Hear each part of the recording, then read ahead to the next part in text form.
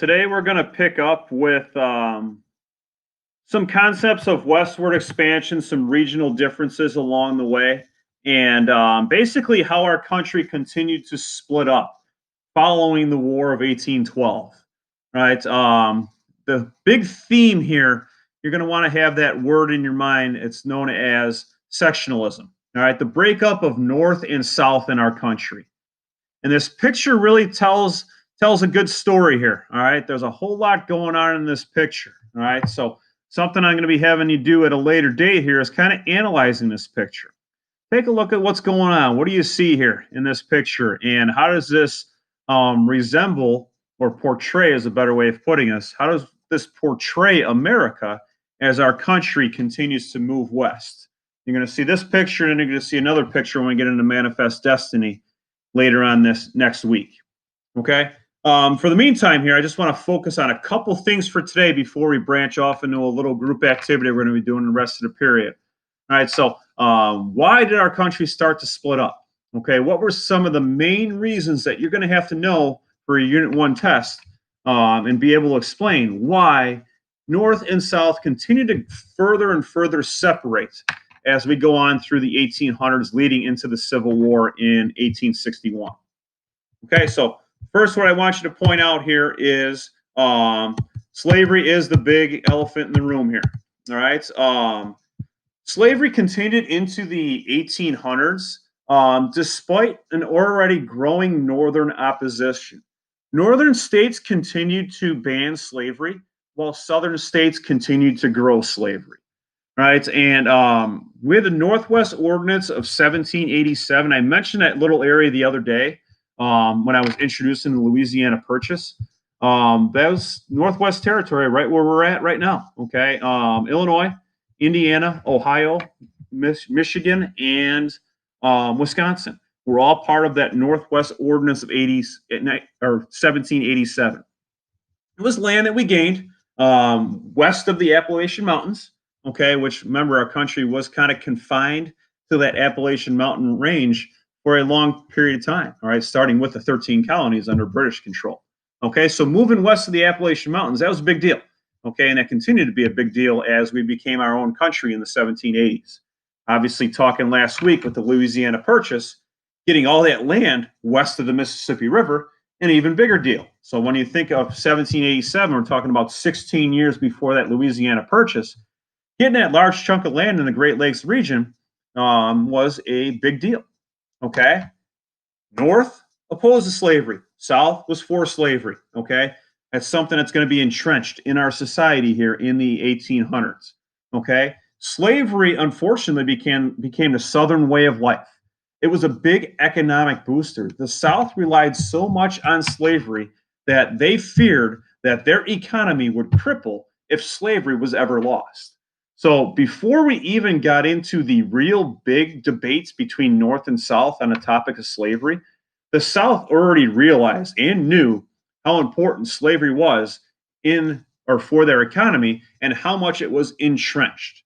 The main reason that it got going in the South was because the cotton industry grew so fast. All right, and the reason for that was Eli Whitney, an inventor. He made the cotton gin that's seen in your picture right here that sped up production of cotton. And next thing you know, trade of cotton skyrocketed. Okay, it became known as King Cotton in the South. That was where all of their money was filtering into the Southern economy through the trade of cotton. And then they would further their trade, as you see here. Sugar industry picked up in Louisiana. Tobacco growers headed out west a little bit, and they took their slavery with. And when I say out west, I'm still talking about the South, but we're moving west into those western southern states, if that makes sense. Like Louisiana, right before that Louisiana Purchase, was the westernmost area at that particular time. And then we continue to expand as more territories became states. Okay, so the cotton gin was the big reason why both cotton and slavery was taken to the next level in the South. South felt like that was their ticket to becoming rich, and plantation owners all across the South, all right, started to acquire more and more slaves, with the invention of the cotton gin to further speed up cotton production and trade.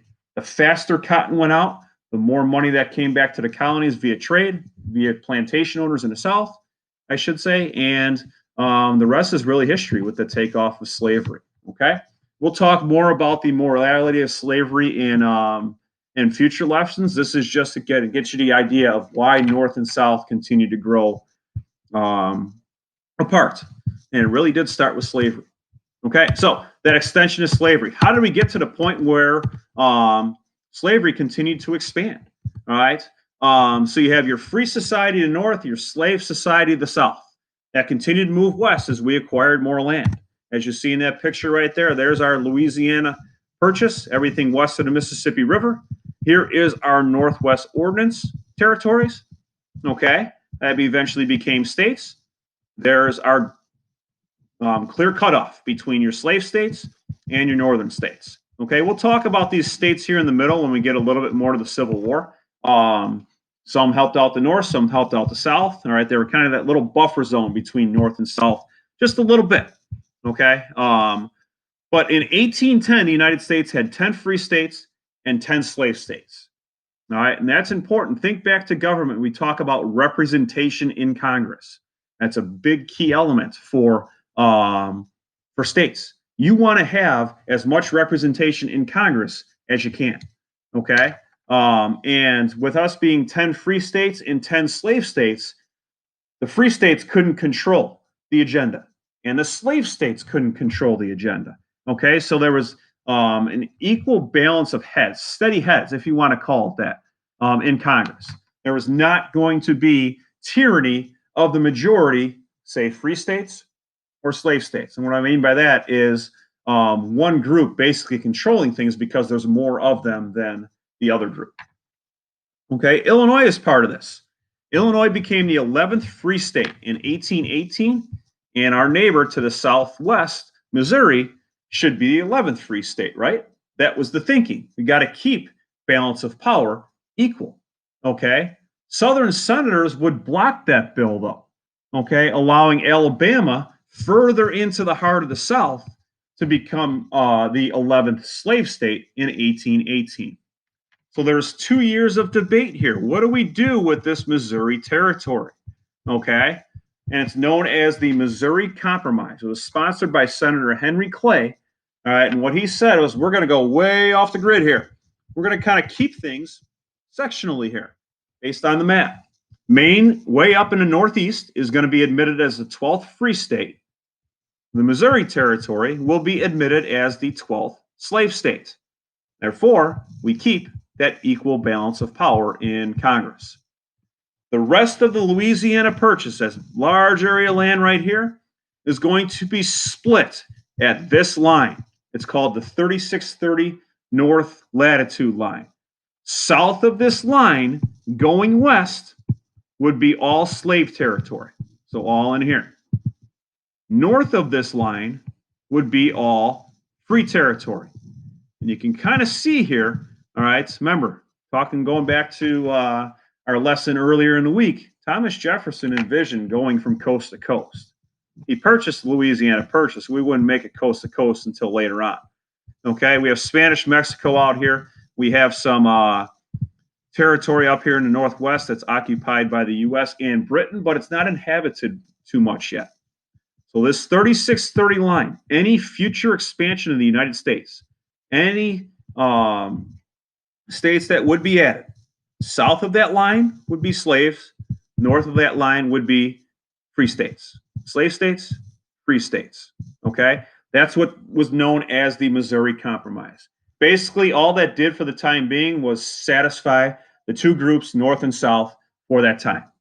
Okay, as you can see, there's going to be a whole lot of land debates going forward. There's a lot more land up to the north than there is to the south. So you want to keep that in mind. So picture the 50 states today. All right, so Missouri Compromise, 3630 North Latitude Line. Make sure you understand both of those and how they impacted slave and free states. Okay. All right, another thing, talking about, how the United States looks in comparison to the world. The other day, we talked about neutrality. We talked about how George Washington, George Washington, John Adams, Thomas Jefferson, going chronologically, really wanted to implement that policy of neutrality. Okay, Madison becomes president, and he declares war on Great Britain in 1812, the War of 1812. Okay, by the time we get to 1817, James Monroe is the president. All right, and America still had plans for expansion into those larger areas. All right, we see it. All right, on that map on the previous page here, we see it. Okay, that big expansion.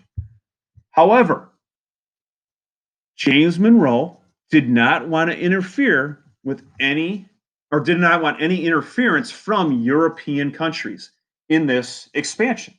All right. So basically, what he said, with the British kind of hovering around America to the north, up in Canada. Remember, you have that unclaimed territory out in the northwest. Okay. The James Monroe issues what's called the Monroe Doctrine. Sorry about that. The Monroe Doctrine. And basically, what he said was, you worry about your affairs over in the Eastern Hemisphere, over in Europe. Okay. Don't get involved with American affairs. And that included Latin America. James Monroe vowed that the United States would protect Latin America at all costs. Because if Latin America gets taken over, all right, it might be easier for the British to move into the United States mainland. Just like in Canada, it was easy in the War of 1812 for the British to come down from Canada into area around present-day Detroit. So the Europeans stay out of, our British stay out of American affairs. Americans will stay out of European affairs. It became known as the Monroe Doctrine. So America's going to focus on America. We're going to grow. We're going to expand. But we want to try to reduce the potential conflict between Great Britain as they move their way into the, as the United States moves their way further west. Okay? So we have all this going on in the early 1800s here that is both protecting America, looking out for the best interests of America, but in the meantime, also trying to expand. And in the middle of this, we have the conflict between North and South. All right, last thing here that's going to drive us into our activity here is Andrew Jackson. Okay? Andrew Jackson is going to be our president here that's going to really change the office of the presidency. Okay? He forms the Democratic Party after losing the 1824 election to John Quincy Adams. Okay? Jackson supporters who really, there's that common man aspect again. Jackson really appealed to the common man. All right, he was tough, strong. He was a war hero from the Battle of New Orleans in the War of 1812. He was a big bar goer. He liked to duel. All right, and he loved taking on his enemies. Okay, so when John Adams is campaigning for president in 1828, we saw a pretty modern day campaign. We see how campaigns are now. All right, by attacking opponents, calling out things that opponents have done wrong, okay, during their time in office. And he calls himself a man of humble origins, all right, but he is a very abrasive man if you are not on his side, okay. He was tough to get along with if you were his enemy. All right, he wins the election of 1828 in a landslide, and his nickname, Old Hickory, started taking on all his enemies once he became president, okay. What type of leader that makes him is to the eye of the beholder. But because he appealed so heavily to the common man, all right, he was able to win that election of 1828. Okay, so we're going to branch off into a little group activity here as we look at the presidency of Andrew Jackson.